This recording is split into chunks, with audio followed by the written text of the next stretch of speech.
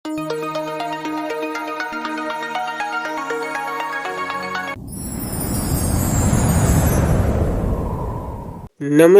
ગુજરાતના અધિકારી મિત્રો, આજે આપણે જોવાના છે 26 નવેમ્બર 2025નું મોસ્ટ ઇમ્પોર્ટન્ટ પરીક્ષાલક્ષી કરંટ અફેર. સાથે સાથે જીકે અને જીએસ વિશે પણ ચર્ચા કરવાના છે.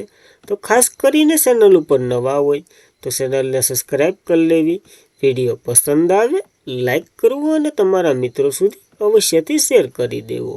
તો ચલીએ આજના ઇમ્પોર્ટન્ટ ક્લાસની આપણે શરૂઆત કરી દઈએ. તો કયા દેશમાં પ્રથમ જે બ્લાઇન્ડર મહિલા T20 વર્લ્ડ કપ જીત્યો છે?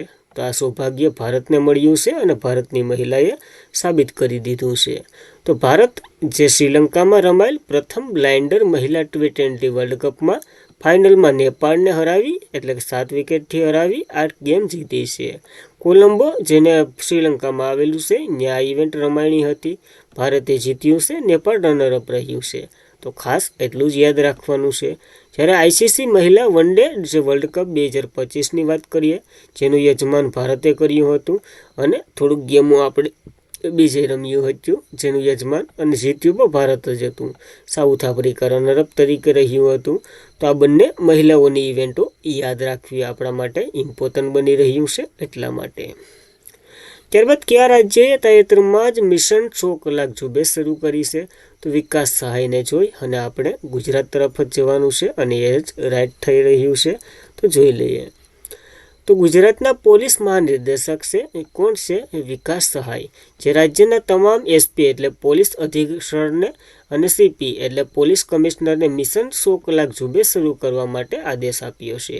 ગુજરાત પોલીસ મહાનિર્દેશક વિકાસ સહાયે શુક્રવારે રાજ્યભરમાં તમામ પોલીસ કમિશનરો અને જિલ્લા વિકાસ અધિકારીઓને 100 કલાક કડક મુદત આપી.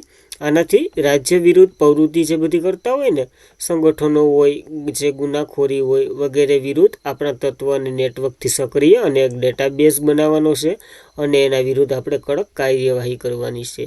એટલા માટે મિશન 100 કલાક ઝુંબેશ શરૂ થઈ રહી છે ગુજરાતમાં. તો યાદ રાખવી એક મિશન તરીકે. ત્યારબાદ કયા દેશના એર શોમાં ઇન્ડિયન એરફોર્સનું તેજસ જેટ છે એ ક્રેશ થઈ ગયું? તો યુએઈ ખાતે આ રમાણી હતી આ ઇવેન્ટ યુએઈના દુબઈમાં અને ત્યાં જ ક્રેશ થઈ ગયું.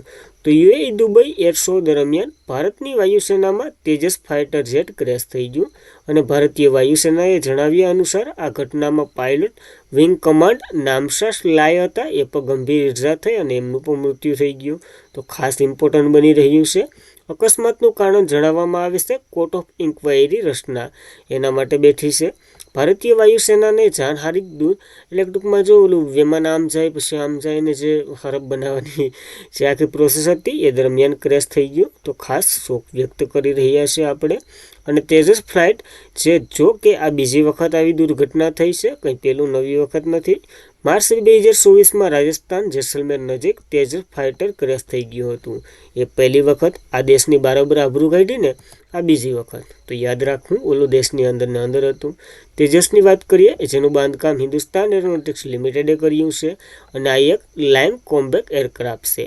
4.5 એટલે 4.5 પેઢીનું આ એક ઓલું છે અને MiG-21નું સ્થાન લીધું હતું અહીંયા. તો ખાસ એટલું યાદ રાખવું આ. ત્યારબાદ લક્ષ્ય સેન જે ઓસ્ટ્રેલિયામાં જઈ અને ઓસ્ટ્રેલિયન ઓપનમાં મેન્સ સિંગલ્સનું ટાઇટલ જીતી આવ્યા છે. તો ખાસ ઇમ્પોર્ટન્ટ બને. બેડમિન્ટન સ્ટાર ભારતીય શટર છે લક્ષ્ય સેન, જે સિડનીમાં એટલે કે ઓસ્ટ્રેલિયાની સિડનીમાં ઓસ્ટ્રેલિયન ઓપનમાં મેન્સ સિંગલ્સનું ટાઇટલ જીતી આવ્યા. લક્ષ્ય સેન આ ફાઇનલમાં વાત કરીએ તો જાપાનના યુશી તંકાન્સને હરાવ્યા છે. તો બસ એટલું જ યાદ રાખવાનું છે આમાં આપણા માટે. ત્યારબાદ કઈ રાજ્ય સરકારે અનુસૂચિત જાતિ આયોગને ઝડપી સુનાવણીને સુનિશ્ચિત કરવા માટે અલગ કોર્ટ રૂમ શરૂ કર્યો છે? તો પંજાબ રાજ્ય સરકારે આ કોર્ટ રૂમ શરૂ કર્યો છે. જોઈ લઈએ આના વિશે પણ. તો પંજાબ રાજ્યએ અનુસૂચિત જાતિ આયોગ અનુસૂચિત જાતિ જે સમુદાયને લગતા કેસોનું નિરાકરણ વહેલી તકે આવે એના માટે ખાસ એક અલગ કોર્ટ રૂમ શરૂ કર્યો છે. આ સુવિધા જે ભારત કોઈ પણ જે સ્તરીય અનુસૂચિત જાતિ આયોગ હેઠળ આ પ્રકારનું પ્રથમ સુવિધા છે.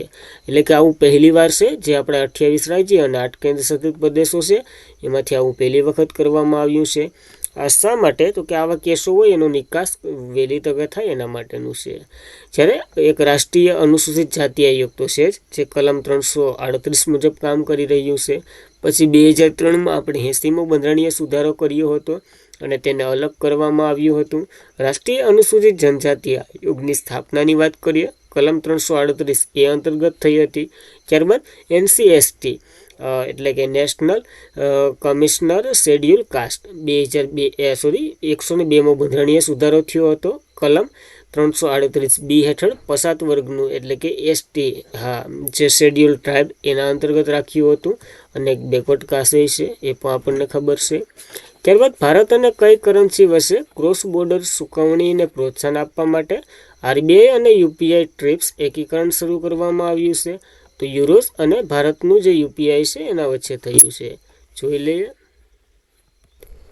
તો ભારત અને યુરોસ ક્રોસ બોર્ડર વિશે ચૂકવણીને પ્રોત્સાહન આપવા માટે RBIએ UPI ટ્રીપ્સ એકીકરણ શરૂ કર્યું છે.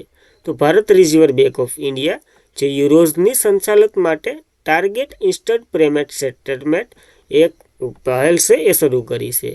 આનાથી તો કે UPI પેમેન્ટ ઇન્ટરફેસ એટલે કે UPI અને ઇન્ટરલિંક્સ કરવામાં આવશે. ટૂંકમાં યુરોસ હવે છે ને UPI બતાવશે એટલે કે UPIમાં પેમેન્ટ કરી શકશો. યુરોસ સાથે કનેક્ટ થઈ રહ્યું છે. આનો ઉદ્દેશ ભારત અને યુરોસ દેશો વચ્ચે seamless real time cross border ચૂકવણી સમક્ષ બનાવવાનું છે. અને એક એવો પ્રદેશ જેમાં 20 યુરોઝ અને યુરોપિયનના સભ્ય દેશો છે એ બધી આ ચલણ તરીકે આનો ઉપયોગ કરશે UPIનો. તો UPIનું મહત્વ ખૂબ વધી રહ્યું છે. UPIની વાત કરીએ, યુનિફાઈડ પેમેન્ટ ઇન્ટરફેસનું ફૂલ ફોર્મ થાય છે.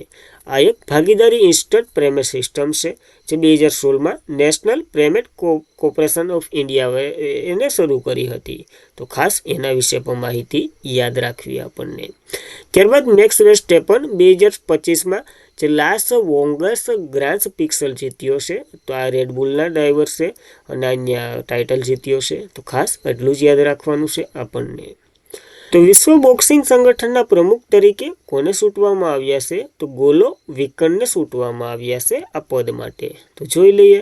તો રવિવારે રોમમાં જે વર્લ્ડ બોક્સિંગની વાર્ષિક કોંગ્રેસ મતદાન થયું જ્યાં કઝાકિસ્તાનના 43 વર્ષના ગોલોવડકિન આ પદ માટે બિનહરીફ ઊભા રહ્યા હતા અને ડચમેન્સ બોરિયન વાન ડેર વોન્સ્ટના સ્થાને આ લેવાના છે. બિનહરીફ ચૂંટાયા એટલા માટે યાદ રાખવા. અને વર્લ્ડ બોક્સિંગ ફેડરેશન અથવા ચેમ્પિયનશિપની વાત કરીએ જે 13 એપ્રિલ 2023માં એની રચના થઈ હતી. મુખ્ય મથક લોસન સ્વિટ્ઝરલેન્ડમાં છે. તો એ પણ યાદ રાખવું આપણને. ત્યારબાદ તાજેતરમાં જ ભારતની 27મી મહિલા ગ્રાન્ડ માસ્ટર કોણ બની છે? તો ઈશા શર્મા ગ્રાન્ડ માસ્ટર બની છે. અને આમાં 26 ને 27 બંને જોઈ લઈએ. તો સોર્યુ વેલુપુના જે ફરી એટલે કે ફર્સ્ટ લીગ ઓફ સેન્ટ્રલ સર્બિયામાં જે ભારતની 26મી ગ્રાન્ડ માસ્ટર બની છે. ગયા મહિને તેણીએ આ ઇવેન્ટમાં પોતાનું અંતિમ નોર્મ બનાવ્યો હતો. ત્યારબાદ ઈશા શર્મા હાલ જ સર્બિયાના સુનબોટમાં એ પણ યાદ તો કે 27માં ગ્રાન્ડ માસ્ટર બન્યા છે. તો ખાસ મહિલા ગ્રાન્ડ માસ્ટર અલગ છે, ગ્રાન્ડ માસ્ટર અલગ છે. જો ગ્રાન્ડ માસ્ટર સૌથી ઊંચું પદ આવે એમાં છે કે 2500 પોઈન્ટની આજુબાજુ હોય અને આ મહિલા ગ્રાન્ડ માસ્ટરમાં 2300 પોઈન્ટ હોય. તો મહિલા ગ્રાન્ડ માસ્ટર અને જે ગ્રાન્ડ માસ્ટર હોય ને એ બંને અલગ અલગ છે. તો ખાસ ઇમ્પોર્ટન્ટ ધરાવે. પ્રથમ મહિલા ગ્રાન્ડ માસ્ટર તો કે S વિજયાલક્ષ્મી હતા. જ્યારે ગ્રાન્ડ માસ્ટર બનનારી પહેલી મહિલા તો કોનેરુ હમ્પી બન્યા છે. પહેલા ગ્રાન્ડ માસ્ટર વિશ્વનાથ આનંદ છે, ઓલરાઉન્ડર. અને સૌથી નાના ગ્રાન્ડ માસ્ટર ડી ગુકેશ છે. તો આ 4 પોઈન્ટ તો યાદ જ રાખવા. ત્યારબાદ ઉભરતી ટેકનોલોજીના સહયોગ વધારવા માટે ભારતે કયા દેશ સાથે નવી ત્રિપક્ષીય ભાગીદારી કરી છે? તો 3 દેશો હશે. એક કેનેડા છે, એક ઓસ્ટ્રેલિયા છે અને એક ભારત. 3 દેશો થઈ ગયા. G20ની હમણાં બેઠક ભરાણી ને ત્યાં જ આ બધી નિર્ણયો લેવામાં આવ્યા. તો ભારત, ઓસ્ટ્રેલિયા અને કેનેડિયાએ મહત્વપૂર્ણ ઉભરતી ટેકનોલોજીનો સહયોગ વધારવા માટે જે ઓસ્ટ્રેલિયા, કેનેડા અને ભારત ટેકનોલોજી અને નવીનતા જે ભાગીદારી નામનો એક નવો ત્રિપક્ષીય માળખાકીય જાહેર કર્યો છે. ગઈકાલે જોહનબર્ગ જે ઓસ્ટ્રેલિયાના G20 સમિટ દરમિયાન પ્રધાનમંત્રી નરેન્દ્ર મોદી, ઓસ્ટ્રેલિયાના પ્રધાન એન્થોની આલ્બેનીઝ અને કેનેડાના પ્રધાન માર્ક કાર્નેગી આ વચ્ચે આ એક કરાર થયો છે. તો ખાસ બેઠક દરમિયાન જાહેર કરવામાં આવ્યું અને નરેન્દ્ર મોદીએ પોસ્ટર દ્વારા જણાવ્યું છે આપણને. તો યાદ રાખવું પડશે. ત્યારબાદ ધર્મેન્દ્ર પ્રધાન જાણીતા અભિનેત્રી છે. 89 વર્ષની વયે અવસાન થઈ ગયું. તો યાદ રાખવું શ્વાસના કારણે. પદ્મભૂષણ પુરસ્કાર વિજેતા ધર્મેન્દ્રનું આજે સવારે મુંબઈ તેમના નિવાસસ્થાન ખાતે નિધન થઈ ગયું છે. ઘણા એવા જાણીતા હતા. લાંબા સમયથી બીમારીને કારણે અવસાન થઈ ગયું છે. જન્મ લુધિયાણા પંજાબમાં થયો હતો. 1960માં પ્રથમ ફિલ્મ દિલ ભી તેરા હમ ભી તેરે એ હતી. છેલ્લી ફિલ્મ 25 ડિસેમ્બર 2025ના રોજ રિલીઝ થઈ ગઈ હતી. એ અંતિમ ફિલ્મ બની અને પદ્મભૂષણ 2012માં લઈ અને અલવિદા મેળવ્યો છે. તો ખાસ યાદ રાખવું એક. અને આજના માટે એટલું જ હતું. ખાસ કરીને મિત્રો વિડીયો પસંદ આવે એક લાઇક કરી દઉં, તમારા મિત્રોને શેર કરી દઉં. આવી ઇમ્પોર્ટન્ટ માહિતી ટૂંકો અને ટ્રસ્ટ ટાઈમમાં તમને કોઈ નથી આપતું આખા યુટ્યુબમાં. તો ખાસ કરીને પ્રથમ વખત હોય તો સબસ્ક્રાઈબ પણ અવશ્યથી કરી લેજો. ટેલિગ્રામમાં જોઈન થઈ જાઓ PDF સ્ટડી મટીરિયલ વગેરે માટે. તો બસ આજના માટે એટલું જ હતું. જય હિન્દ, જય ભારત. વધુ પડતો શેર કરો એવી નમ્ર વિનંતી.